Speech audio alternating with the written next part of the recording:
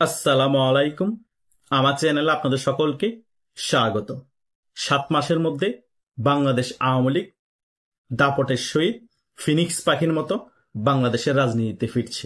অনেকেই বলেছে বাংলাদেশ আওয়ামী লীগ 70 বছরও বাংলাদেশের রাজনীতিতে ফিরতে পারবে না, 30-40 বছরও ক্ষমতায় আসতে পারবে না। বাংলাদেশ আওয়ামী লীগের রাজনীতি এখানেই শেষ, এখানেই কবর রচনা হয়েছে। আজকে সেটা নিয়েই বিস্তারিত আলোচনা করব। আশা করছি শেষ পর্যন্ত ভিডিওটি দেখবেন, সকল বিষয় ক্লিয়ার হয়ে যাবেন। বাংলাদেশ আওয়ামী লীগ যে ফিরতে পারবে না, এই 5ই আগস্টের পরে 14-15 মাসে এই কথিত যে সকল রাজনৈতিক দল আছে এবং ডক্টর ইউনূস সরকার মিলে এমন কিছু করতে পেরেছে যে আওয়ামী লীগ আর ফেরার দরকার নেই, জনগণকে বুঝাতে পেরেছে। প্রথম কোশ্চেন মার্ক হচ্ছে এটা। আদতে ছিটে ফোটাও বুঝাতে পারে নাই যে আওয়ামী লীগের বাংলাদেশের রাজনীতিতে দরকার নাই, বরং ডক্টর ইউনূসের শাসনামল দেখে, জামাত ইসলামের মুনাফিকি দেখে, বিএনপির চাঁদাবাজি, গুম, হত্যা এ সকল কিছু দেখে জনগণকে আরো বোঝানো হয়েছে আওয়ামী লীগের প্রয়োজনীয়তা কত বাংলাদেশের রাজনীতিতে এবং বাংলাদেশকে শাসন করার জন্য। দ্বিতীয় ব্যাপার হচ্ছে জনগণকে যে 5ই আগস্ট মিথ্যা বলে ব্রেনওয়াশ করে রাজপথে নামিয়েছে, জনগণ এই 14-15 মাস পরে সকল কিছুই ক্লিয়ার হয়ে গিয়েছে। আওয়ামী লীগের বিরুদ্ধে যে জনগণকে বিভিন্ন ধরনের গুজব ও প্রপাগান্ডা ছড়িয়েছে, এই 16 বছরে সকল কিছুই জনগণ ক্লিয়ার হয়ে গিয়েছে। শুধু কয়েকটা উদাহরণ দিলে আপনারা বুঝতে পারবেন। প্রথমত, গুজব ও প্রপাগান্ডা ছড়ানো হয়েছে বাংলাদেশে 26 লক্ষ ভারতীয় চাকরি করে। 5ই আগস্ট শেখ হাসিনা সরকার পতনের পর আদতে বাংলাদেশে 26,000 কোনো ভারতীয় চাকরি করে কিনা সেটারও কিন্তু প্রমাণ দেখাতে পারেনি এই আইন উপদেষ্টা আসিফ নজরুল। দ্বিতীয় একটি কথা বলা হতো সবসময় যে বাংলাদেশকে ভারতের হাতে বিক্রি করে দেওয়া হয়েছে।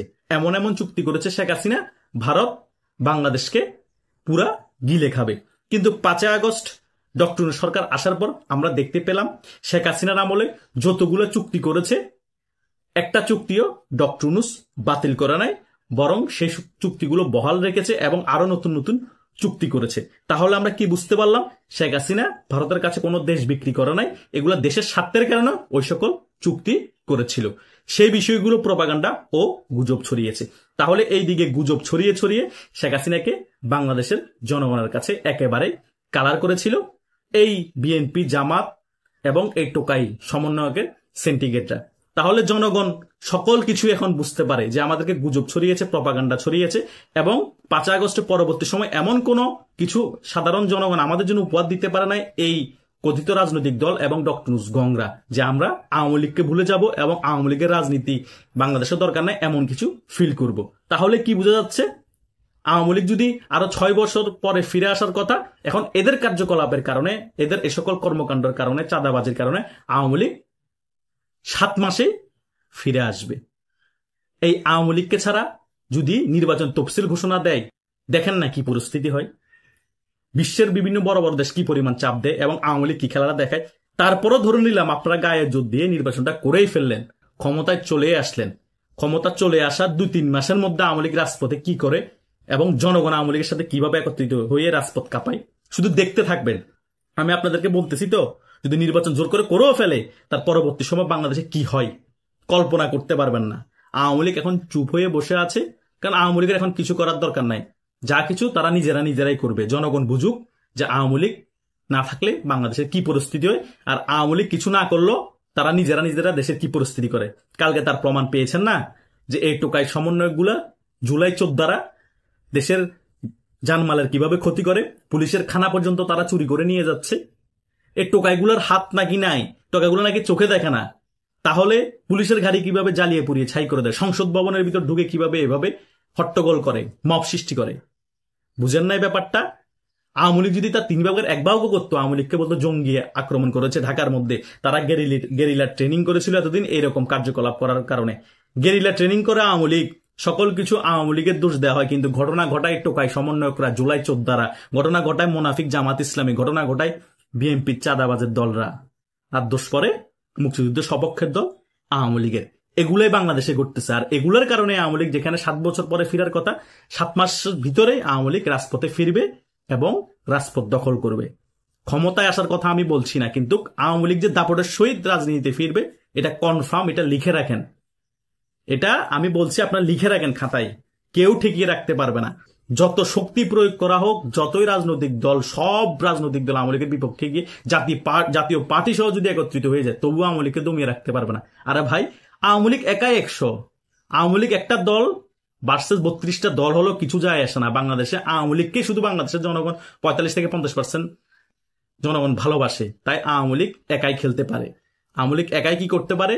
1971 সালের পরে অনেক আন্দোলন সংগ্রামে আওয়ামী লীগ দেখিয়ে দিয়েছে, আবারও আওয়ামী লীগ একাই দেখাবে।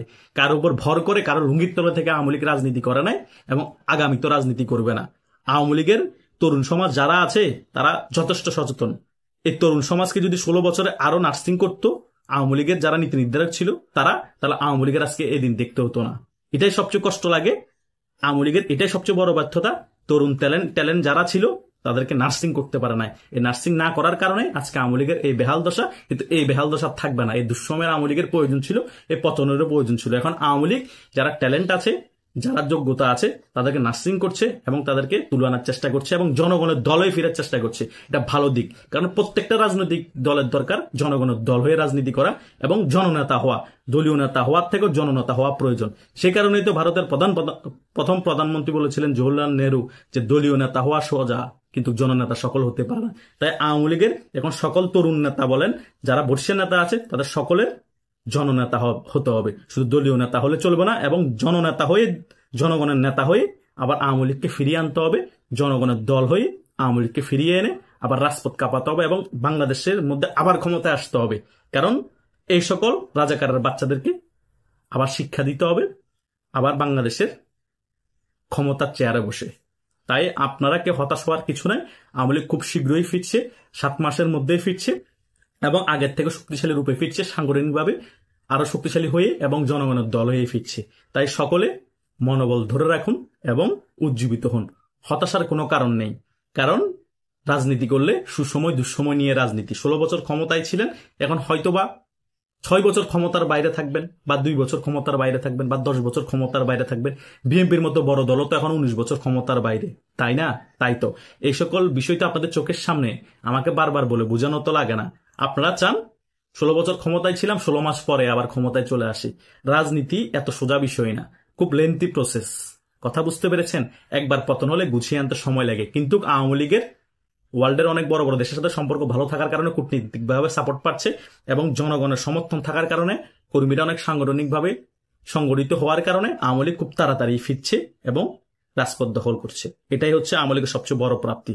তাছাড়া আওয়ামী লীগ এই বাংলাদেশ হওয়ার পিছনে সবচেয়ে বড় অবদান রেখেছে এবং স্বাধীনতার নেতৃত্বদানকারী দলই হচ্ছে এই বাংলাদেশ আওয়ামী লীগ। তাই এই দল কখনো বাংলাদেশ থেকে মুছে যাবে না। এটা যদি আপনারা বিশ্বাস করেন, তাহলে আপনাদেরকে আর কিছু বোঝানোর দরকার নেই।